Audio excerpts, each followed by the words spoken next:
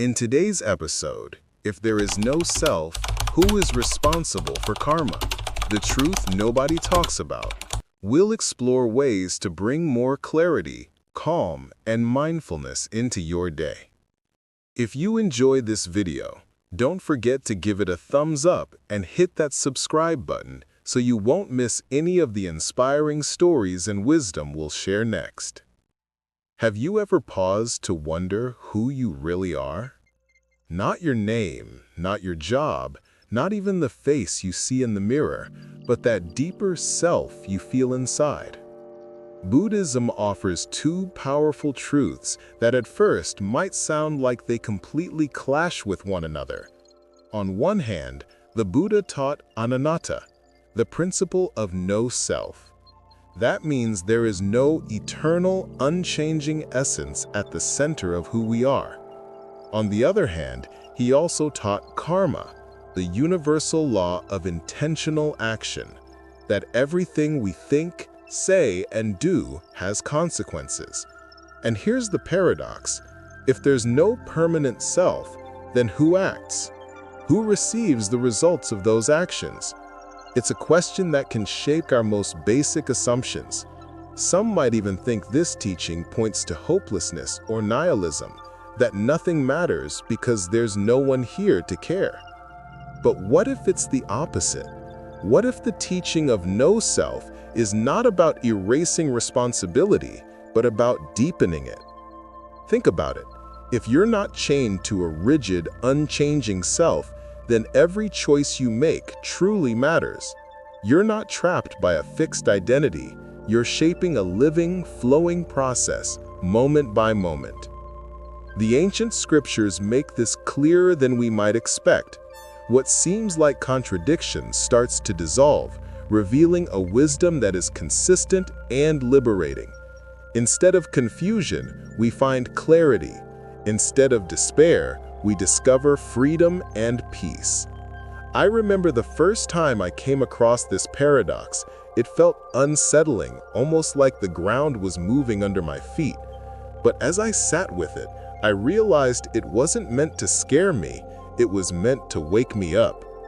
Imagine being free from the weight of clinging to a permanent I, while still knowing that every intention, every word, every action leaves a ripple in the world.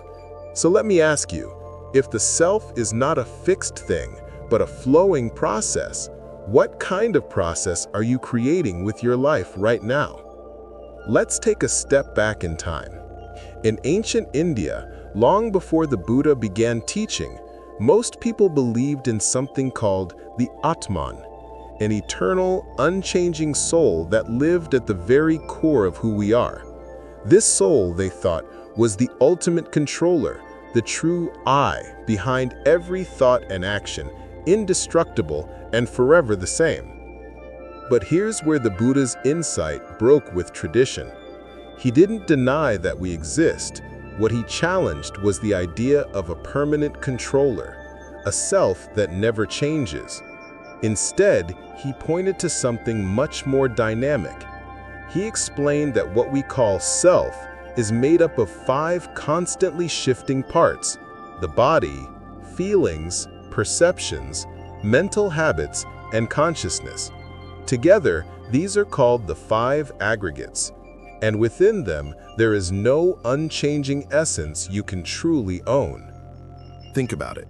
If your body or mind were really under your complete control, couldn't you just command them to never grow old, never feel pain, never get sick? But of course, we can't. This is what the Buddha illustrated in the Anattalakkhana Sutta, a teaching that shows how our sense of self fails the test of control. And when someone once asked the Buddha directly, "Does the self exist?" he chose silence. Why? Because saying yes would feed the idea of eternalism, and saying no would slip into the trap of nihilism. Both missed the truth. Instead, he offered a powerful image, a candle flame. The flame looks continuous, but it's never the same from one moment to the next. When one candle lights another, the new flame is not identical, but there is continuity. Life is like that, an ongoing process, not a fixed entity. On the surface, we still use words like I, you, my family. That's the conventional truth, and it helps us function. But at a deeper level, the ultimate truth is that no solid I can be found. Even when the scriptures say oneself is one's refuge, it's not proof of a soul. It's a reminder of something far more practical. We are responsible for our own path. So, what does it mean for you? If there is no fixed self, then maybe you are freer than you ever imagined. You are not trapped in a rigid identity. You are a living, flowing process, and that means you have the power to transform. When most people hear the word karma, they often think of some kind of cosmic scoreboard. Do something good and good comes back. Do something bad and the universe punishes you. But the Buddha gave us a much more practical and profound understanding. He said, intention is karma. What does that mean? It means that the heart behind your actions, your true motive, is what shapes your future. And it doesn't just happen in one way. Karma expresses itself through three powerful channels: body, speech, and mind. Imagine this: you give money to someone in need. If you do it out of genuine compassion, that intention plants a wholesome seed. But if you give only to gain praise or boost your ego, the seed is mixed. It carries both light and shadow. And if you refuse to help, not out of necessity, but with arrogance or disdain, then that plants an unwholesome seed. The Buddha described these seeds in simple colors. Wholesome actions are like white karma, while unwholesome ones are dark karma. And every drop of intention is like adding dye into a flowing river. Little by little, the stream of your mind takes on its color. But here's something remarkable. Karma isn't stored in some cosmic warehouse. There's no invisible vault keeping records. Instead, karmic potential continues within the flow of consciousness itself. Later Buddhist thinkers use the image of a life continuum mind, like an undercurrent carrying these seeds forward until the right conditions allow them to ripen. And here's the key. This isn't about fate or punishment. It's about responsibility. The Buddha said, beings are the owners of their karma, heirs of their karma. In other words, your life is shaped not by chance, but by the intentions you choose right now. That's why, when teaching his son Rahula, the Buddha gave very down-to-earth advice. Before you act, ask yourself, is this intention wholesome or harmful? While you act, keep checking, and afterward, reflect. Did this bring benefit or harm? So let me ask you, if every intention you plant is a seed for your future, what kind of garden do you want to grow? When people first hear about karma, they often think everything that happens, every joy, every illness, every accident, is the result of something they did in the past. But the Buddhist teaching is more subtle, more freeing than that. He distinguished between what we could call old karma and new karma. Old karma is the legacy of your past intentions. It shapes the body you're born with, the family and environment you grow up in, even certain tendencies of your mind. Think of it like the soil you find yourself standing on. Some are born into rich soil, with good health and supportive surroundings. Others face rocky ground, perhaps fragile health or difficult conditions. These are the fruits of old karma. But here's the liberating truth. New karma begins right now. It is the fresh seed you plant in every moment through your choices, your thoughts, your words, your actions. That's where free will lives, in how you respond within the conditions you've inherited. Take a simple example. Maybe you're born with a natural gift for music. That's old karma. But whether you cultivate that gift with discipline and generosity or waste it in carelessness and pride, that's new karma. In the same way, even if you were born into hardship, the choices you make today can create a very different tomorrow. And here's an important clarification. Not everything that happens is due to karma. Illness can come from germs. Storms come from the seasons. Accidents can happen by chance. To say it's just karma oversimplifies life and can even become harmful. Life is more complex. Sometimes wholesome actions may lead to short-term struggle, while unwholesome ones can bring temporary comfort. But in the long run, what matters is the deep imprint your intentions carve into the stream of your life. So, the real question is this. Within the conditions you've been handed, your old karma, how will you choose to respond today? That choice, more than anything else, determines the kind of person you become. One of the most common questions people ask is this.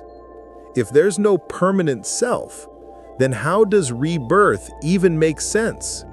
Who continues from one life to the next? The Buddha gave us a clear but subtle answer. Karma doesn't transfer from one person to another. Each of us has our own stream of experience, our body, feelings, perceptions, mental habits, and consciousness, all shaped and driven by craving.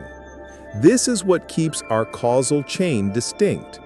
My karma doesn't spill over into yours, just like when I draw a line on my notebook, it doesn't suddenly appear on your page.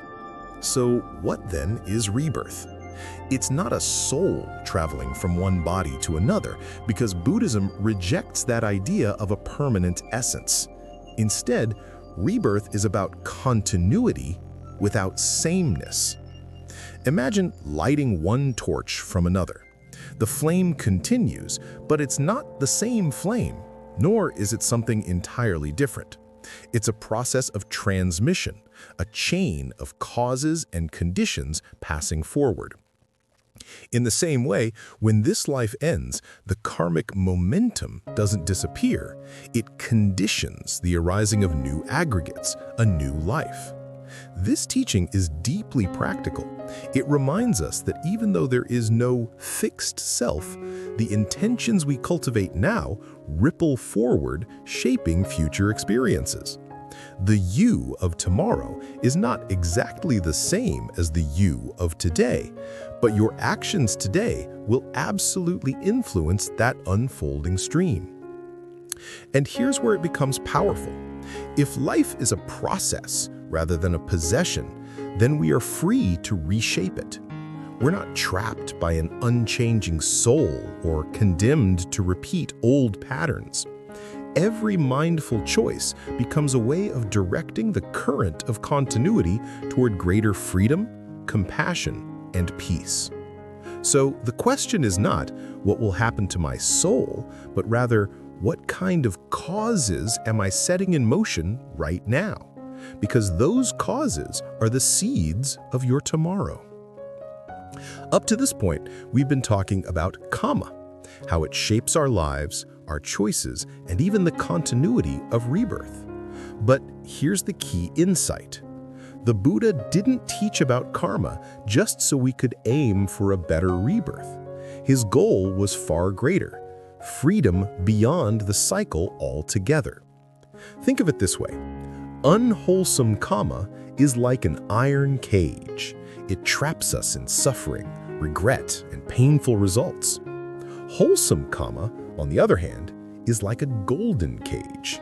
It may feel pleasant, even rewarding, but it's still a cage, still within the endless cycle of samsara, the round of birth and death.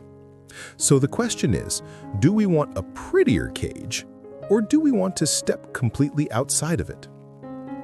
That's where the Buddhist path comes in. He called it the Noble Eightfold Path.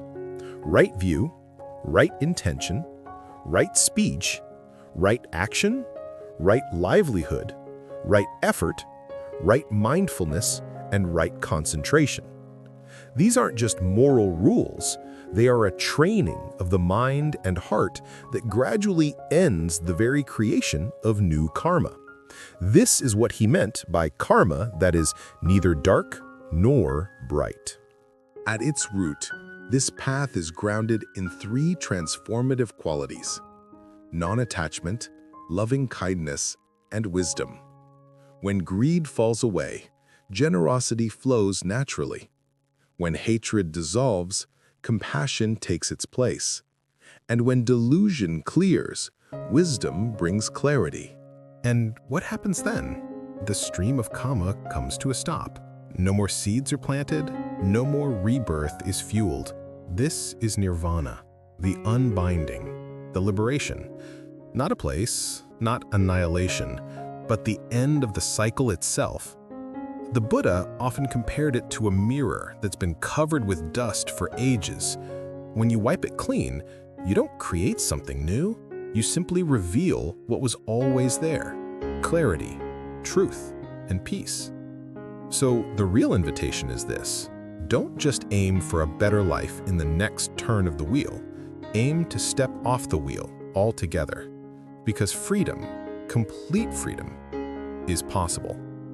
As we reach the end of this journey, let's step back and see the picture that's been unfolding. The Buddha's teachings on anatta, no self, and kamma are not abstract philosophy. They're meant to awaken a deeper sense of responsibility and freedom within us. Think about it. If there's no permanent, unchanging self, then what we call I is really a stream of causes and conditions, moment by moment. And if every thought, every word, every action plants a seed, then the garden of our life is shaped by what we choose to cultivate right now. This is why the Buddha often reminded his disciples of the 5 remembrances. I am the owner of my actions. I am the heir of my actions. I am born of my actions. I am related to my actions. I live supported by my actions. There's no escaping this truth. Our lives are woven from the fabric of what we do, speak, and intend. But notice, this isn't meant to scare us. It's meant to empower us. Because if our past shaped this present, then our present can shape the future. If we've been careless, we can begin again. If we've caused harm, we can heal and turn toward compassion. No one is locked into the past. Every moment is a chance to plant a different seed. And so, the call of the Buddha's teaching is not for endless debate, but for practice and contemplation. To live mindfully, to bring compassion into our speech, kindness into our actions, and wisdom into our choices. Because when we do, we don't just change ourselves, we create ripples of benefit that extend to every being we touch. Ultimately, this path leads to liberation, not an escape from life, but a freedom within life, the kind of peace that can't be shaken by praise or blame, gain or loss. So let me leave you with this question. If you truly are the heir of your actions, what kind of inheritance do you want to leave behind?